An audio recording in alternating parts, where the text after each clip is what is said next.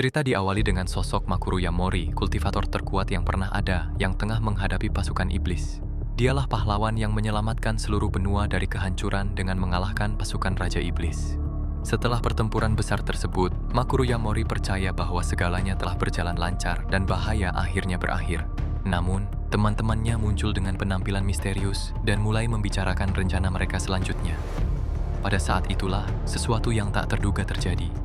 Sebuah serangan mendadak datang dari sekutunya sendiri. Makuru Yamori ditusuk secara brutal oleh sebuah pasak yang dilayangkan oleh orang yang paling ia percayai. Sebagai imbalan atas perbuatan heroiknya, Makuru Yamori menerima hadiah tertinggi berupa pengkhianatan dari rekan-rekannya. Wajahnya dipenuhi amarah. Ia menatap tajam para pengkhianat, seolah tak percaya dengan apa yang sedang terjadi. Sambil berbaring di tanah, ia bertanya mengapa mereka mengkhianatinya dan bersumpah bahwa mereka akan mengingat kejadian ini selamanya. Sambil berteriak di napas terakhirnya, Makuru Yamori berjanji akan menyeret mereka semua bersamanya. Tiba-tiba, Makuru Yamori terbangun dengan kaget saat mendengar suara-suara asing memanggil namanya berulang kali. Seorang wanita mendekatinya, tetapi yang dipikirkan Makuru Yamori ia sudah mati. Saat menoleh, ia mendapati dirinya dikelilingi oleh para siswa dan sama sekali tidak tahu di mana ia berada. Karena benar-benar bingung dan kaget, Makuru Yamori mulai bertanya-tanya apakah mungkin ia berada di alam baka. Tak lama kemudian, seorang pria mulai mengejeknya karena pingsan di tengah ujian. Pria lain pun ikut mencemooh, mengatakan bahwa mereka seharusnya tidak perlu memanggilnya tuan muda lagi karena dia sudah diusir. Seorang gadis mengabaikan situasi tersebut dan meminta Katama untuk kembali ke tempat pengujian guna mencetak rekor baru. Katama berbalik dengan ekspresi puas, menyetujui perkataan gadis yang sangat sombong itu. Kemudian, sang guru meminta semua orang untuk melanjutkan tes sementara. Pikiran Makuru Yamori dipenuhi oleh kilasan kenangan dari tubuh pemuda tersebut. Saat menghadapi kenyataan ini, Makuru Yamori menyadari bahwa ia tidak lagi berada di dunianya sendiri. Ia telah terlahir kembali ke dalam tubuh seorang pria dengan nama yang sama. Dari ingatan-ingatan tersebut, Makuru Yamori menemukan bahwa ia lahir dalam keluarga yang berpengaruh, tetapi diusir setelah orang tuanya meninggal dunia. Hal ini membuatnya terkejut, karena ia telah berinkarnasi di dunia yang sama sekali berbeda dari dunianya dahulu. Dari situ, ia menyadari bahwa orang-orang di dunia ini tidak tahu cara mengembangkan energi batin mereka. Di tempat ini, terdapat kekuatan khusus di udara yang disebut Ki, tetapi tidak ada yang tahu cara menggunakannya. Meskipun samar, Makuru Yamori dapat merasakan sedikit kehadiran Ki di sekitarnya. Berkat pengalaman hidupnya di masa lalu, ia tahu persis cara yang tepat untuk menyerap semua energi ini. Ia pun mulai berlatih dan menyadari bahwa ia bisa memperkuat tubuhnya dengan kekuatan tersebut. Saat proses penguatan tubuh berlangsung, ia akhirnya mengingat kembali arti sebenarnya menjadi seorang kultivator sejati.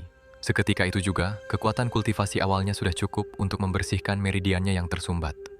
Selain itu, Makuru Yamori juga menyadari bahwa tinggi badannya bertambah sedikit setelah kejadian tersebut.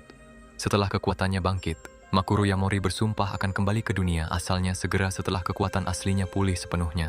Sejak saat itu, tujuan utamanya adalah membalas dendam kepada semua pengkhianat yang telah menusuknya dari belakang. Namun untuk saat ini, kekuatannya baru berada di tahap pertama, sehingga ia perlu meningkatkan levelnya secara perlahan. Mengingat situasinya, ia memutuskan untuk menggunakan tes tersebut guna menilai perubahan pada tubuh serta kemampuan barunya. Setelah itu, Makuru Yamori mendekati kelompok tersebut dan seorang guru bertanya apakah ia baik-baik saja. Ia kemudian memastikan bahwa dirinya akan berpartisipasi dalam satu-satunya lomba lari 100 meter yang diadakan.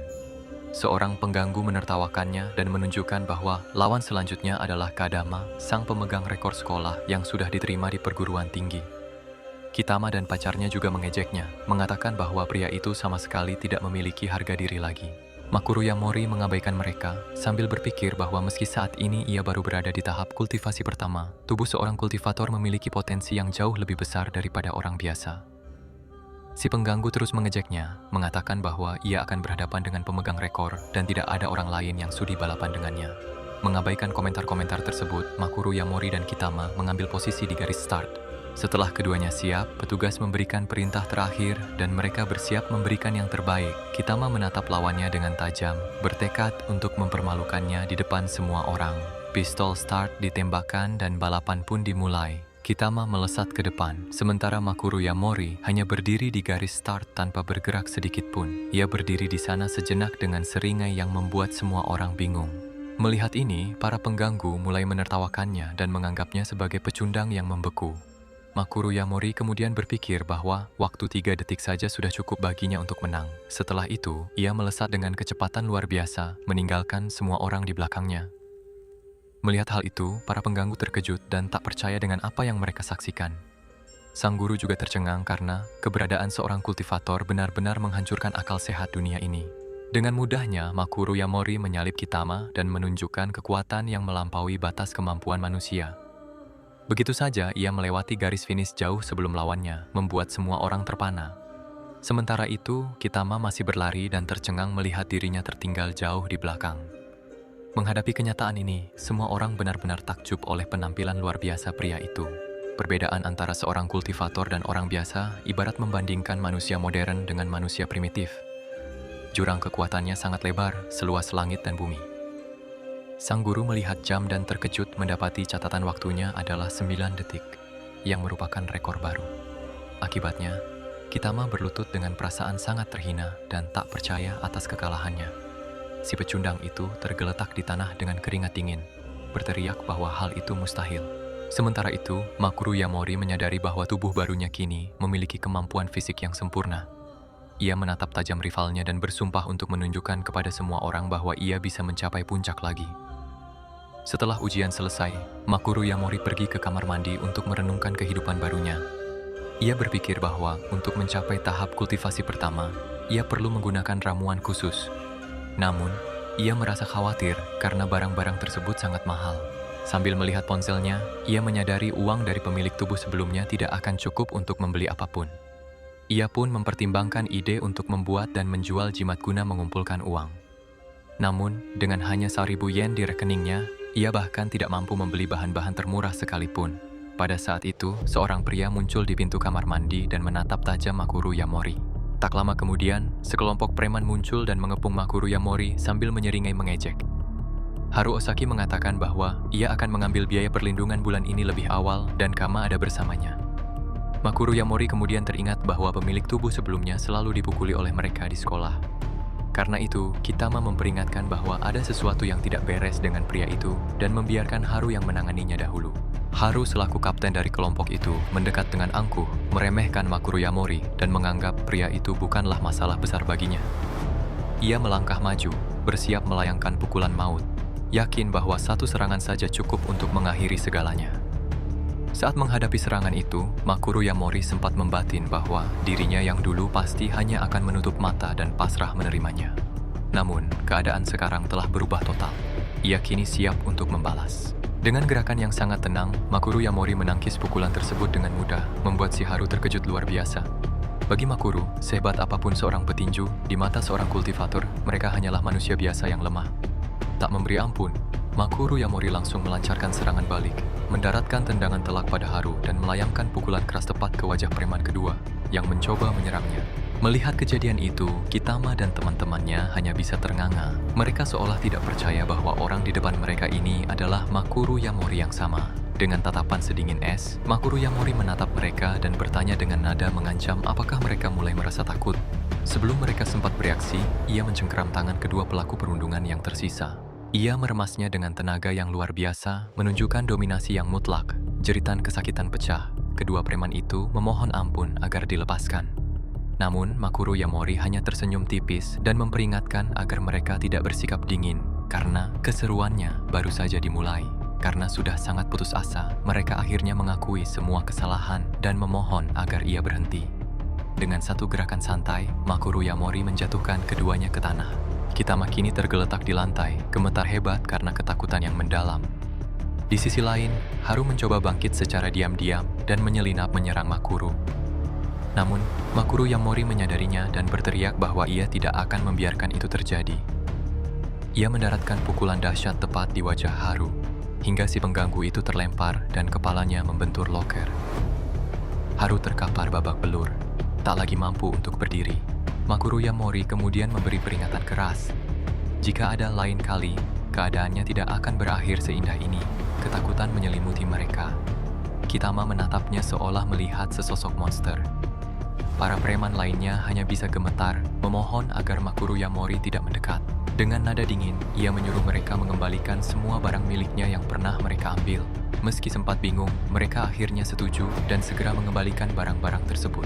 Setelah para preman itu membawa Haru ke ruang perawat, Makuru Yamori tahu mereka tidak akan berani buka mulut.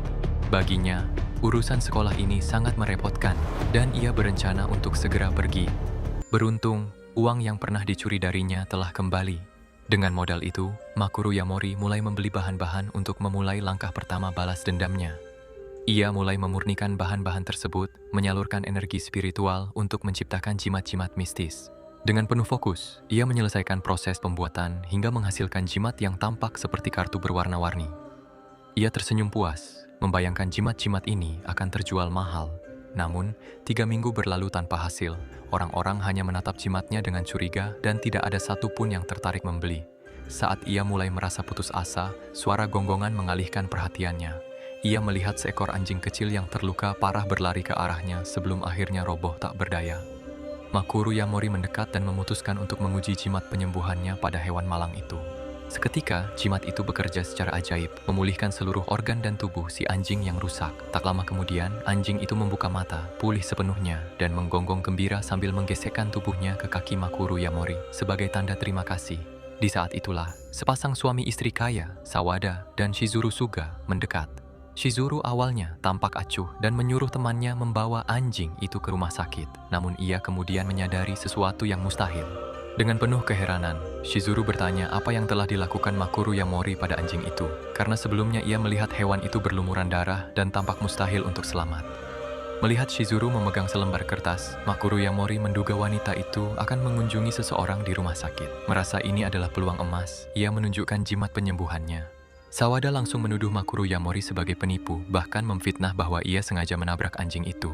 Namun, Shizuru mengabaikan Sawada. Ia bertanya dengan penuh harap apakah jimat itu bisa menyembuhkan manusia yang sedang koma karena kerusakan otak.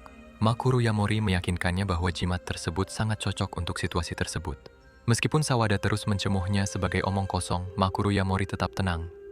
Ia memberikan jimat itu kepada Shizuru dan menjelaskan cara pakainya. Ia mematok harga antara 200.000 hingga 400.000 yen, namun tanpa ragu Shizuru malah menawarkan 1 juta yen untuk semua jimatnya. Merasa kesal, Sawada mencoba menyerang Makuru untuk mengusirnya, namun dengan satu tangan, Makuru mencengkeram tangan pria itu dengan kuat. Dengan tatapan yang mengerikan, ia memperingatkan Sawada untuk tidak ikut campur.